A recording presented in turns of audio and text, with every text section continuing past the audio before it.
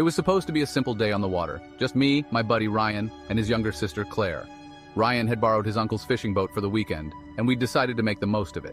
The plan was straightforward. Head out to Lake Marion, catch some fish, maybe grill them up on the shore, and be back before dark. We launched the boat around 9 a.m. The morning was perfect. Clear skies, a light breeze, and the kind of quiet that makes you feel like you're the only people in the world. Ryan was at the helm, his usual confident self, while Claire sat up front scrolling through her phone and occasionally snapping pictures of the water. I was in charge of the cooler, which was stocked with sandwiches, sodas, and a couple of beers for later. We found a good spot about halfway across the lake, dropped anchor, and started fishing. The first few hours were uneventful. We caught a couple of smallmouth bass, joked around, and just enjoyed the peace. Claire even managed to reel in a decent-sized catfish, which she insisted on taking a selfie with before throwing it back. But around 2 p.m., things started to feel off. The first sign was the wind. It picked up out of nowhere, blowing hard enough to make the water choppy. Ryan checked the weather app on his phone, but it still showed clear skies. "Weird," he muttered, squinting at the screen. "Maybe it's just a gust." We decided to pack up and head back to shore just to be safe. But as we pulled up the anchor, the engine sputtered and died. Ryan tried to restart it, but it wouldn't turn over. "What the hell?" he said, frustration creeping into his voice. "It was working fine this morning." Claire looked nervous. "Do we have paddles?" We did, but they were cheap, flimsy things that barely made a dent in the choppy water. Still, we tried. Ryan and I took turns paddling while Claire kept an eye on the GPS. But the wind was against us, and the current seemed to be pulling us further out, not closer to shore.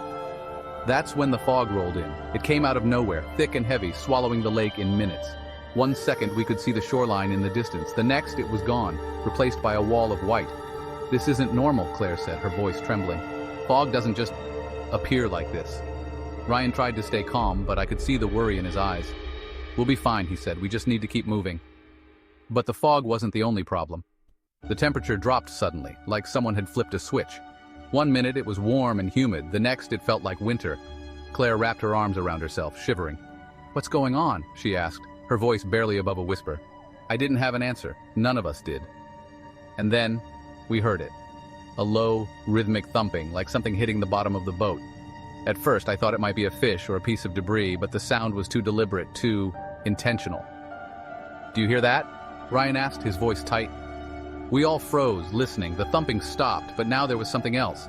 A faint gurgling sound, like water being forced through a narrow space. Claire leaned over the edge of the boat, peering into the water. "I don't see anything," she said, but her voice was shaky. The thumping started again, louder this time, and the boat rocked slightly as if something had bumped it from below. "What the hell is that?" Ryan snapped, his patience wearing thin. Before anyone could answer, the boat lurched violently, tilting to one side. Claire screamed, grabbing onto the edge to keep from falling overboard. "Hold on!" I shouted, my heart racing. The boat righted itself, but the thumping didn't stop. If anything, it got worse, faster, harder, like whatever was beneath us was trying to break through. And then, we saw it. A shadow just beneath the surface of the water. It was huge, easily the size of the boat, maybe bigger. It moved slowly at first, circling us, before suddenly darting away. "What the hell is that thing?" Claire cried, her voice high with panic. Ryan grabbed one of the paddles, holding it like a weapon. "I don't know, but I'm not sticking around to find out." He started the engine again, and this time it roared to life. Relief flooded through me, but it didn't last long. The shadow reappeared, this time closer to the surface, and then it breached. It wasn't a fish. It wasn't anything I'd ever seen before. It was massive, with dark, slick skin and eyes that glowed a sickly green. Its mouth was wide, filled with rows of jagged teeth, and it let out a roar that made my blood run cold. The boat rocked violently as the creature slammed into it, and this time we weren't so lucky. The hull cracked and water started pouring in. "We're sinking!" Claire screamed, clutching Ryan's arm. Ryan grabbed the emergency radio, but it was dead. No signal, no power, nothing. The creature circled us again, its eyes fixed on the boat, like it was waiting for us to make a move. We didn't have much time. The water was rising fast, and the boat was tilting dangerously to one side. Ryan grabbed a life jacket and handed it to Claire, then tossed one to me. "We have to jump," he said, his voice shaking. "It's our only chance." I wanted to argue, to say there had to be another way, but I knew he was right. The boat wasn't going to last much longer. We jumped. The water was freezing, and the shock of it knocked the air out of my lungs. I surfaced, gasping, and looked around for Ryan and Claire. They were nearby, clinging to each other, their faces pale with fear. The creature was still there, just beneath the surface, its glowing eyes watching us. It didn't attack, not right away. It just waited. We started swimming, trying to put as much distance between us and the boat as possible. But the fog was still thick, and we had no idea which way to go. And then the creature moved. It came at us fast, its massive body cutting through the water like a knife. I screamed, thrashing wildly, but there was nowhere to go. It grabbed Claire first. One moment she was there, clinging to Ryan. The next she was gone, pulled under the water with a splash. Ryan screamed her name, diving after her, but I grabbed his arm, holding him back. "We can't help her," I shouted, tears streaming down my face. "We have to go." I don't know how long we swam. It felt like hours, but it couldn't have been more than a few minutes. The fog started to thin, and finally, we saw it. The shore. We stumbled onto the beach, collapsing in the sand, gasping for air. Ryan was crying, screaming Claire's name, but there was nothing we could do. She was gone. The fog lifted not long after that, and the sun came out like nothing had happened. But we knew better. We never found Claire's body. The search teams looked for days, but there was no trace of her. No trace of the creature either. Ryan and I don't talk much anymore. He blames himself for what happened, and I don't think he'll ever forgive himself. As for me, I can't go near the water anymore. Not after what I saw. Not after what I heard. Because sometimes, late at night, when the house is quiet and the windows are open, I swear I can still hear it. That low gurgling sound coming from somewhere far away. And I know it's still out there. Waiting.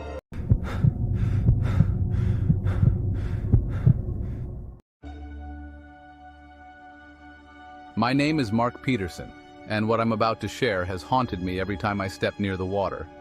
It happened last summer, and though I've gone over the details in my head 1,000 times, there's still a part of me that struggles to accept it really happened. It started with a simple plan, a weekend getaway with my friend Eric and his younger brother Kyle. We'd rented a small cabin by Lake Whitmore, a quiet, unassuming spot tucked away in northern Michigan. Eric had just bought a boat, nothing fancy, just a 16-foot fishing boat with an outboard motor, and we were all excited to take it out for some fishing and maybe a bit of swimming. The first day was perfect. The sun was out, the water was calm, and there was this peaceful silence broken only by the hum of the motor or the occasional call of a bird. We fished all afternoon, caught a few small bass, and grilled them back at the cabin. It was exactly what we wanted, an escape. The second day, though, that's when everything shifted. We decided to go out later in the afternoon, thinking we'd stay until sunset. The lake was larger than it seemed, with several small inlets and a few tiny, uninhabited islands scattered throughout. Around 5 p.m., Eric suggested we explore a bit, so we motored towards a more remote part of the lake, far from the cabins and main docks. After about an hour, we found this small, rocky island. It wasn't much, a few trees, lots of overgrown brush, and a narrow strip of beach. We decided to anchor the boat and stretch our legs for a bit. That's when Kyle noticed something odd. "Hey, is that a campsite?" he asked, pointing to a patch of flattened grass near the tree line. Sure enough, there were signs someone had been there recently. A fire pit with burnt wood, a couple of empty beer cans, and a torn piece of fabric caught on a low branch.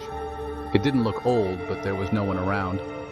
"Maybe some campers," Eric said, though his voice lacked conviction. We didn't think much of it at first, but the longer we stayed on that island, the more I noticed this stillness. The kind that makes you hyper-aware of your own breathing. No birds, no wind, just silence. After about 20 minutes, I suggested we head back. Kyle seemed relieved, and even Eric didn't argue. But when we got back to the boat, the anchor rope was cut, not frayed, cut. There was this clean, precise edge to it, like someone had taken a knife to it. The boat had drifted about 30 feet off the shore, slowly bobbing further away. Panic hit me like a brick. Eric started swearing. Kyle was already stripping off his shirt to swim after it, and I just stood there, frozen. "Who the hell would do that?" Eric muttered, his eyes darting around the shoreline. Kyle managed to swim out, grab the boat, and pull it back. We clambered in, and Eric wasted no time starting the motor. But the motor wouldn't start. He kept pulling the cord harder and harder, his face reddening with frustration. "It was fine earlier," he kept saying. I felt this cold weight in my stomach like we were being watched. I scanned the tree line, but there was nothing. No movement, no sound. Finally, after what felt like an eternity, the motor sputtered to life. Eric gunned it, and we sped away from that island, none of us saying a word. We didn't go back out on the lake the next day. Hell, we cut the trip short and left the cabin early. A few days later, back home, I couldn't shake the feeling, so I did some digging. Turns out, Lake Whitmore has a bit of a history. There have been reports, not many but enough, of strange incidents. Disappearances, unexplained damage to boats, and one unsolved case from about 10 years ago. A man named Daniel Grayson who went missing while camping on one of those small islands. The details were sparse, but one thing stuck with me. When authorities searched the area where Daniel was last seen, they found his campsite and a cut anchor rope still tied to a tree.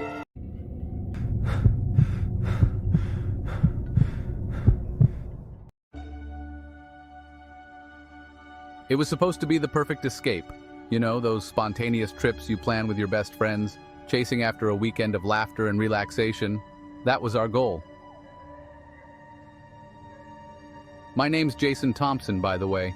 I'm a 32-year-old marketing manager, not exactly the adventurous type, but my buddies convinced me this would be a great idea.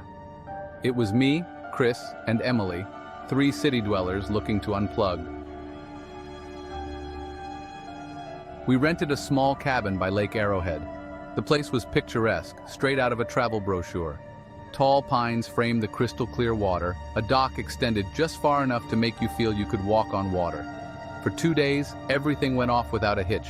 Morning swims, lazy afternoons on the dock, and evenings filled with barbecue and stories by the fire.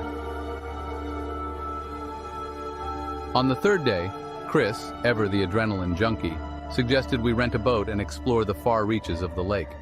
Emily was on board immediately. Her adventurous spirit matched Chris's eagerness. I was hesitant, but I didn't want to be the killjoy. We grabbed some snacks, donned our life vests, and set off just after lunch. The boat was nothing fancy, just a basic motorboat. Chris handled the controls with a confidence that made me nervous, but also slightly comforted. Emily sat up front, hair whipping in the wind, laughing like a carefree teenager. I took a seat in the back, content to watch the world rush by. As we ventured further, the scenery started changing. The friendly shoreline with its inviting beaches and cozy cabins gradually turned into dense, oppressive woods. It felt as though the lake itself was drawing us into its depths, away from the world we knew. We should turn back soon, I suggested, noticing the clouds beginning to gather overhead.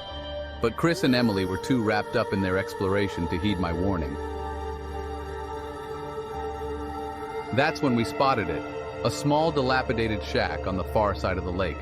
It stood out starkly against the dense woods, a relic of another time. "Let's check it out," Chris yelled, steering the boat towards the eerie structure. Reluctantly, I agreed. We anchored the boat and made our way onto the shore. The place was even creepier up close. Boards creaked underfoot, windows were shattered, and an odd, musty smell filled the air. Inside, the shack was empty, save for a few old fishing rods and a broken wooden chair. It was like the place had been abandoned in a hurry. Emily found a faded photograph pinned to the wall, a family smiling by the lake, their boat in the background. "Must have been a nice place once," she mused. We spent a few more minutes exploring, then decided it was time to head back. As we got back to the boat, I noticed something odd. The water seemed darker, almost black. I shrugged it off as the overcast sky playing tricks on me. We set off, but within minutes the motor sputtered and died. "Great," Chris muttered, trying to restart it. "Must be out of fuel." But it wasn't. The gauge showed we had plenty. Panic started to set in.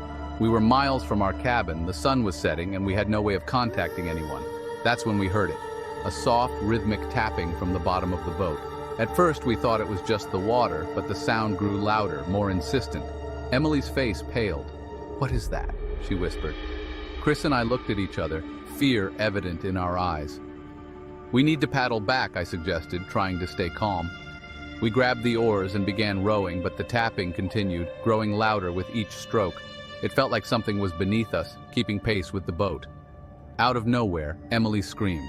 Her oar had been yanked from her hands, disappearing into the dark water. The tapping stopped, replaced by an eerie silence that was almost worse. We continued rowing, desperation fueling our efforts, but it felt like we were getting nowhere. Then, out of the corner of my eye, I saw it. A pale, ghostly figure rising from the water. It had no discernible features, just an outline, and it seemed to be reaching for the boat. "Go! Go!" I shouted, adrenaline surging through my veins. We rowed with all our might, the figure growing ever closer. Emily was crying, Chris's face was a mask of determination, and I was praying we'd make it out alive. Just as the figure was about to touch the boat, the engine roared to life. Chris didn't question it. He gunned the throttle and we sped away, leaving the apparition in our wake. We reached our cabin in record time, collapsing onto the shore, gasping for breath. None of us spoke about what we saw that day. We packed our things and left the next morning, swearing never to return. Months later, I stumbled upon an old newspaper article about Lake Arrowhead.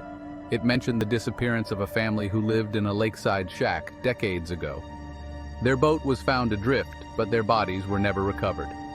To this day, I wonder if we encountered their restless spirits.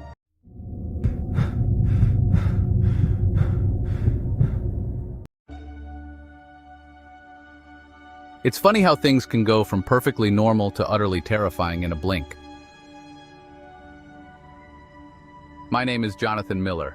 I'm a 34-year-old accountant living in Chicago. My life isn't particularly thrilling, mostly numbers and spreadsheets. That all changed one summer when my friends and I decided to take a weekend trip to Lake Hartwell, a serene spot nestled in the Appalachian Mountains. It was supposed to be a break from our monotonous routines. There was me, my best friend Mark, a software engineer who was always up for adventure, and Lisa, a teacher with a penchant for thrillers and ghost stories. We rented a cozy cabin right on the lake's edge, hoping for some much-needed relaxation. For the first 2 days, everything was perfect. We swam, fished, and enjoyed each other's company. On the third day, Mark suggested we rent a boat and explore the lake. Lisa was thrilled at the idea, and despite my initial hesitation, I agreed. We packed some snacks, grabbed our life vests, and headed to the dock. The boat was a simple motorboat, nothing fancy, but it got the job done. Mark took the helm with the confidence of a seasoned sailor, while Lisa and I settled in for the ride. The lake was vast and beautiful, surrounded by dense forests and dotted with a few small islands. As we ventured further from the cabin, the atmosphere began to change. The sky, which had been a bright, cloudless blue, was now overcast. The friendly shorelines gave way to dense, foreboding woods. It felt like we were entering a different world, one where the rules of reality didn't quite apply. That's when we saw it, a small, weather-beaten dock jutting out from the forest. It looked abandoned, almost like it hadn't been used in years. "Let's check it out," Mark said, steering the boat toward the dock. Reluctantly, I agreed. We tied the boat up and stepped onto the creaking wood. The place was eerily silent, save for the occasional rustle of leaves in the wind. We followed a narrow path that led from the dock into the woods. After a short walk, we stumbled upon an old, dilapidated cabin. The windows were broken, the door hung off its hinges, and the whole place had an air of decay about it. Inside, the cabin was empty, save for a few pieces of broken furniture and a thick layer of dust. "Who do you think lived here?" Lisa asked, her voice barely above a whisper. We found an old photograph on the floor, an old black and white image of a family standing by the lake. The father's stern face, the mother's forced smile, and the two children who looked almost as if they were trying to escape the frame. We didn't stay long. The atmosphere was oppressive, and I had a growing sense of unease. We made our way back to the boat and set off again, but the sky had grown even darker and a thick fog was rolling in. That's when we heard it, a soft, rhythmic tapping from the bottom of the boat. At first, we thought it was just the water, but the sound grew louder, more insistent. Lisa's face went pale. "What is that?" she whispered. Mark and I exchanged a worried glance. "We need to paddle back," I said, trying to stay calm. We grabbed the oars and began rowing, but the tapping continued, growing louder with each stroke. It felt like something was beneath us, keeping pace with the boat. Out of nowhere, Lisa screamed. Her oar had been yanked from her hands, disappearing into the dark water. The tapping stopped, replaced by an eerie silence that was almost worse.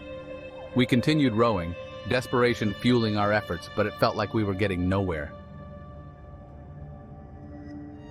Then, out of the corner of my eye, I saw it. A pale, ghostly figure rising from the water.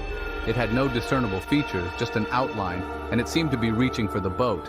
"Go! Go!" I shouted, adrenaline surging through my veins. We rowed with all our might, the figure growing ever closer. Lisa was crying, Mark's face was a mask of determination, and I was praying we'd make it out alive. Just as the figure was about to touch the boat, the engine roared to life. Mark didn't question it. He gunned the throttle and we sped away, leaving the apparition in our wake. We reached our cabin in record time, collapsing onto the shore, gasping for breath. None of us spoke about what we saw that day. We packed our things and left the next morning, swearing never to return. Months later, I stumbled upon an old newspaper article about Lake Hartwell. It mentioned the disappearance of a family who lived in a lakeside cabin decades ago. Their boat was found adrift, but their bodies were never recovered. To this day, I wonder if we encountered their restless spirits.